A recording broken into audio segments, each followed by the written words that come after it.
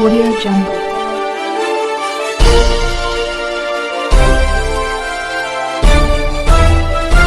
Audio Jungle. अभी आप देख रहे हैं कंचन न्यूज। इसे लाइक शेयर सब्सक्राइब करना ना भूलें ताकि न्यूज का नोटिफिकेशन सबसे पहले आपके पास पहुंचे। अब चलिए खबरें विस्तार से। बेचने वाले के घर पर जन्म लेकर पूरे देश भर में गरीबों के कल्याण का यज्ञ चालू किया है। भाइयों बहनों, यज्ञ आज नरेंद्र मोदी जी देश भर के पिछड़ा, गरीब, दलित, आदिवासी, वंचित उसके कल्याण के लिए काम करने वाले नेता के रूप में उभरे। भाई और बहनों, मोदी जी को तीसरी बार प्रधानमंत्री बनाना है ना भाई? जोर से बोलो, बनाना है ना? मैं इसका मतलब समझाता हूं।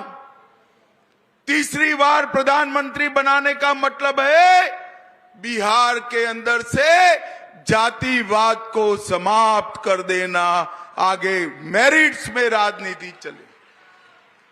तीसरी बार प्रधानमंत्री बनाने का मतलब है बिहार के अंदर से, देश के अंदर से भ्रष्टाचार को समाप्त कर देना। देश के खजाने की पाई पाई जिस पर गरीब का अधिकार है वो गरीब को मिले, ऐसा शासन लाने का मतलब है नरेंद्र मोदी को प्रधानमंत्री बनाना।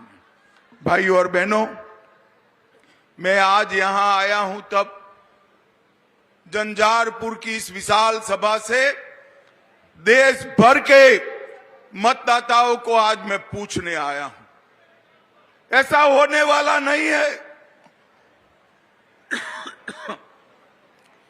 मोदी जी का जीतना निश्चित है, मगर स्वप्न में भी सोच लो, एक घमंडिया गठबंधन, ये इंडी अलायंस अगर जीतता है तो देश का प्रधानमंत्री कौन बनेगा?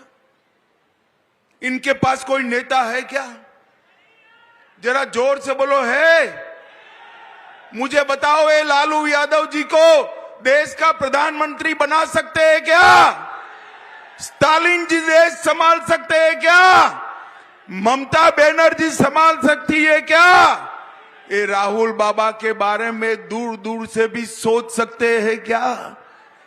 झंझारपुर वालों, अगर भगवान न करे इनमें से इंडिया अलायंस की सरकार आई तो इन्होंने कहा था एक एक साल हम प्रधानमंत्री पद बांट लेंगे। एक साल शरद पवार जी बनेंगे, एक साल लालू जी बनेंगे, एक साल ममता जी बनेगी, एक साल स्टालिन बनेंगे और कुछ बचा खुचा होगा तो राहुल बाबा बनेंगे। देश इस तरह से चल सकता है क्या? जोर से बोलो, चल सकता है क्या? देश पर कोरोना का संकट आया, इस देश के मजबूत नेतृत्व ने देश को संभालकर बाहर निकाला। देश पर आतंकवाद का साया था, इस देश के मजबूत नेतृत्व ने, नरेंद्र मोदी जी ने बाहर निकाला देश को। देश में नक्सलवाद था, बिहार में भी था। नक्सलवाद का खात्मा करने का काम ये मजबूत नेतृत्व ने किया और मोदी जी के नेतृत्व में ही G20 हुआ और पूरी दुनिया में भारत का सम्मान बढ़ाने का काम भी ये मजबूत नेतृत्व किया। भाई और बहनों, देश को मजबूर नेतृत्व नहीं चाहिए, देश को मजबूत नेतृत्व चाहिए। झंझारपुर वालों, मैं आपको पूछने आया हूं, आप सभी को कोरोना का टीका लगा है या नहीं लगा है? अरे जोर से बोलो, लगा है या नहीं लगा है? 4 आना भी खर्च हुआ है क्या? मोदी जी ने कॉफी पिलाकर मुफ्त में टीका लगाया ना? छोटे बड़े गरीब धनवान सभी को लगाना भाई। मोदी जी ने 130 करोड़ टीके लगाकर भारत को कोरोना से सुरक्षित करने का काम हमारे नरेंद्र मोदी जी ने किया है। और उस वक्त ये राहुल बाबा मखौल उड़ाते थे, टीका मत लगाइयो, ये मोदी टीका है। ये तो अच्छा है भाई, झंझारपुर वाले उनकी सुनते नहीं, सभी ने लगा दिया। जब राहुल बाबा को लगा कि सभी लोग लगाते हैं, एक दिन अंधेरे में जाकर वो भी टीका लगाकर आ गए। अरे राहुल बाबा शर्म करो, शर्म करो। कोरोना जैसी बीमारी के समय, महामारी के समय भी आप राजनीति करते हो। झंझारपुर वालों मुझे बताओ, ये कश्मीर जो है हमारा है या नहीं है? जोर से बोलो, है या नहीं है? ये खड़गे साहब कहते हैं बिहार और राजस्थान का कश्मीर से क्या लेन देन है। अरे खड़गे साहब, 80 पार कर गए आप, परंतु देश को समझ नहीं पाए। कश्मीर के लिए मेरे झंझारपुर का बच्चा बच्चा अपनी जान देने के लिए तैयार है। जान 70 साल से ये लोग धारा 370 को एक अनोरस बच्चे की तरह संभाल कर बैठे थे। नरेंद्र मोदी जी ने 5 अगस्त 2019 को धारा 370 को हमेशा के लिए समाप्त कर दिया और कश्मीर को हमेशा के लिए भारत का बना दिया। भाई और बहनों, यूपीए के 10 साल में आए दिन बम धमाके रहते, कोई कुछ नहीं बोलता था, तुष्टीकरण की राजनीति होती थी। मोदी जी आए, उरी और पुलवामा में बम धमाका हुआ, 10 ही दिन में पाकिस्तान के घर में घुसकर सर्जिकल स्ट्राइक और एयर स्ट्राइक कर मोदी जी ने आतंकवाद का सफाया करने का। भाई और बहनों, मोदी जी ने इस देश को आतंकवाद और नक्सलवाद से मुक्त कराया। ये जो घमंडिया गठबंधन है, इनके नेता ये देश को संभाल नहीं सकते। मोदी जी का नेतृत्व ही कोरोना से भी बचा सकता है, आतंकवाद से भी बचा सकता है। कश्मीर में शासन सुशासन मोदी जी ही स्थापित कर सकते। मुझे बताओ भाई, मैं सीता माता की धरती पर आया हूं, अयोध्या में राम मंदिर बनना चाहिए था या नहीं बनना चाहिए था? जोर से बोलो माताएं बहनें, विशेष जोर से बोले, बनना चाहिए था या नहीं बनना चाहिए? 70 साल तक राम जन्मभूमि को मसले को ये लटकाते रहे, अटकाते रहे, भटकाते रहे। मोदी जी ने 5 ही साल में केस भी जीता, भूमि पूजन भी किया और प्राण प्रतिष्ठा कर कर जय श्री राम कर दिया। और भाइयों बहनों, ये तेजस्वी जी को, लालू जी को, राहुल जी को, सोनिया जी को, खड़गे जी को, सबको निमंत्रण मिला कि आइए आप प्राण प्रतिष्ठा के कार्यक्रम में अयोध्या आइए। मगर वो तुष्टीकरण की राजनीति के चलते अयोध्या नहीं गए। और मैं आज बताने आया हूं मित्रों, पूरा देश का राम भक्त और विशेषकर माताएं बहनें ये इंडी अलायंस से नाराज हैं, जिन्होंने प्रभु श्री राम के प्राण प्रतिष्ठा का अनादर किया, बहिष्कार किया। भाई और बहनों, मिथिला का सम्मान लालू जी के समय में बहुत नीचे ले जाने का काम किया। एनडीए की सरकार आई, नीतीश जी की सरकार आई, फिर मोदी जी प्रधानमंत्री बने। तालाब, मछली और मखाना तीनों को बचाने का और संवारने का काम एनडीए ने किया है। एनडीए ने मिथिला को सम्मान देने का काम किया है।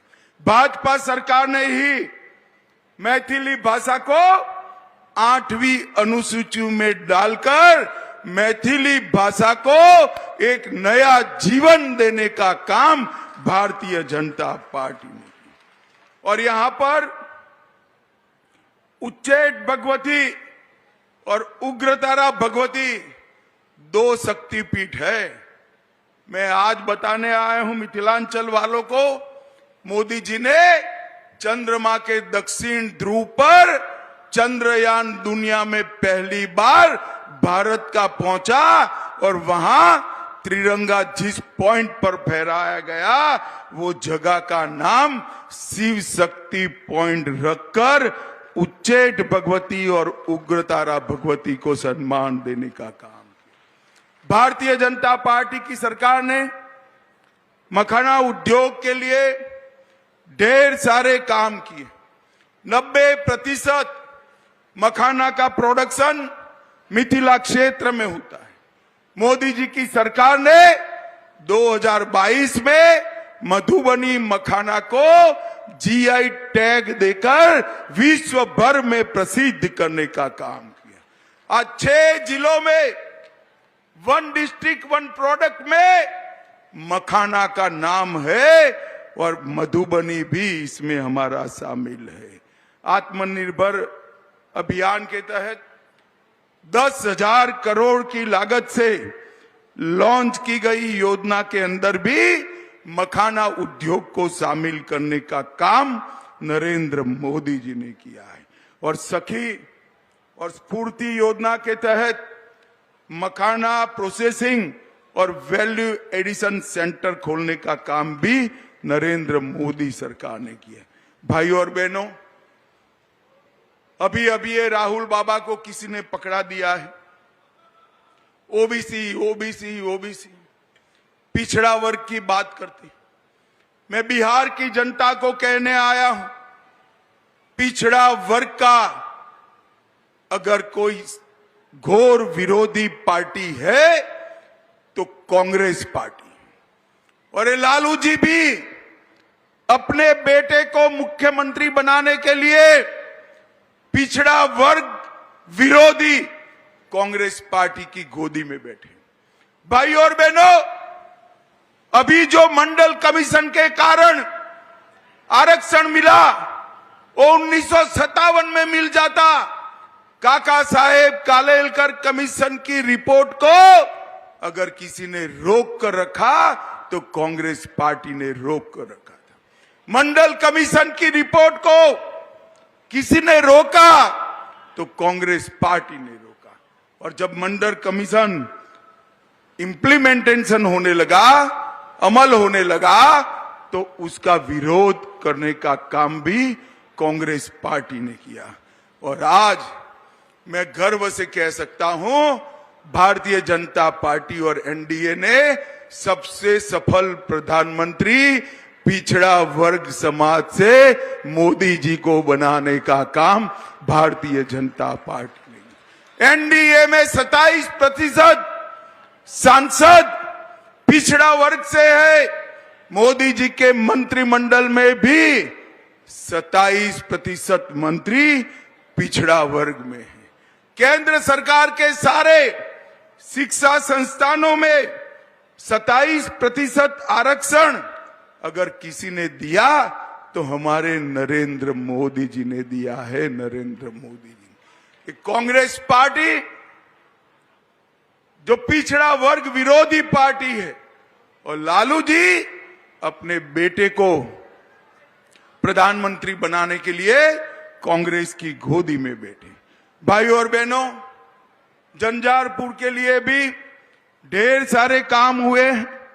भारतमाला प्रोजेक्ट में झंझारपुर के विदेश्वर से मधेपुरा तक 26 किलोमीटर की सड़क, नेपाल भारत सीमा सड़क परियोजना 552 किलोमीटर लंबी, 1000 करोड़ से सुपौल के बकौर और मधुमती जिले में भेजा के बीच 10 किलोमीटर लंबा सड़क पुल बन रहा है, जो देश का सबसे लंबा ओवरब्रिज बनने वाला है भाइयों बहनों। सबसे 1,82,000 लोगों को घर मिला। अरे 1,82,000 लोगों को घर मिला। 3 लाख लोगों को 5 लाख तक का सारा स्वास्थ्य का खर्चा आज नरेंद्र मोदी सरकार उठा रही है। 5,12,000 माताओं को गैस का सिलेंडर दिया और 8,70,000 लोगों को प्रति माह प्रति व्यक्ति 5 किलो अनाज मुफ्त में देने का काम हमारे नेता नरेंद्र मोदी जी ने किया।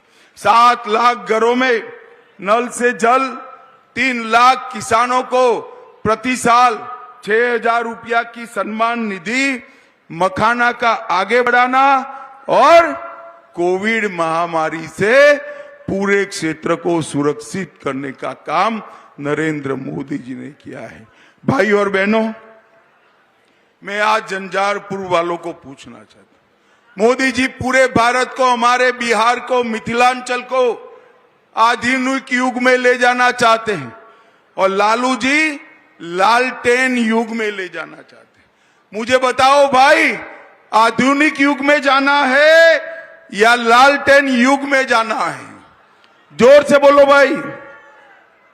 और ये लालटेन युग से एलईडी युग की यात्रा एक निर्णायक प्रधानमंत्री नरेंद्र मोदी ही कर सकते। भाई और बहनों, लालू जी के समय में ढेर सारे घपले, घोटाले, भ्रष्टाचार हुए और अब भ्रष्टाचारी पकड़े जाते हैं तो वो रोना शुरू करते हैं। मुझे बताओ झंझारपुर वालों, 12 लाख करोड़ रुपए के घपले, घोटाले, भ्रष्टाचार जिन्होंने करा है, मोदी जी ने इस पर कार्यवाही करनी चाहिए या नहीं करनी चाहिए? जोर से बोलो, करनी चाहिए या नहीं करनी चाहिए? मैं आज बिहार की जनता को बताने आया हूं, गरीबों की गाड़ी, कमाई का पैसा जिसने भी डकारा है उस पर कार्यवाही होगी, उसको जेल की सलाखों के पीछे डाल दिया जाएगा। जब जब मौका मिला, लालू जी याद करो, चारा घोटाला किया, कोबाल्ट मशीन खरीदने का घोटाला किया, कीटनाशक का घोटाला किया, शिक्षा घोटाला किया, मेगा घोटाला किया, नन बैंकिंग घोटाला किया, अलग तारा घोटाला किया, दवाओं में घोटाला किया और रेलवे की नौकरियों में और भूमि में भी घोटाला किया। भाई और बहनों, एक बात मुझे बिहार के युवाओं को कहनी, ये लालू जी के जीवन का एकमात्र लक्ष्य अपने बेटे को मुख्यमंत्री बनाना है और सोनिया जी के जीवन का एकमात्र लक्ष्य अपने बेटे को प्रधानमंत्री बनाना है। भाइयों बहनों, बिहार के युवाओं, मुझे बताओ, जो अपने बेटे बेटियों के लिए काम करता हो, दामाद के लिए काम करता हो, वो आपका भला कर सकता है क्या? कर सकता है क्या? ये परिवारवादी पार्टियां कभी आपका भला नहीं कर सकती। इनके पास ना नेता है ना नीयत है। अगर बिहार का और देश का भला कोई कर सकता है तो हमारे प्रधानमंत्री नरेंद्र मोदी जी कर रहे हैं। नरेंद्र मोदी जी। भाई और बहनों, मैं यहां कहने आया हूं, मंडल जी को जिताइए आप। रामप्रीत जी आगे आइए जरा। रामप्रीत जी को भाजपा और जदयू दोनों ने मिलकर बड़े बहुमत से जिताना है। रामप्रीत जी के निशान तीर पर जो बटन दबाएंगे वो हर वोट नरेंद्र मोदी को प्रधानमंत्री बनाने के काम में आने वाला है। मित्रों, मुझे बताइए, रामप्रीत जी को प्रचंड बहुमत से जिताएंगे क्या? जोर से बोलो, जिताएंगे? मोदी जी को फिर से प्रधानमंत्री बनाएंगे।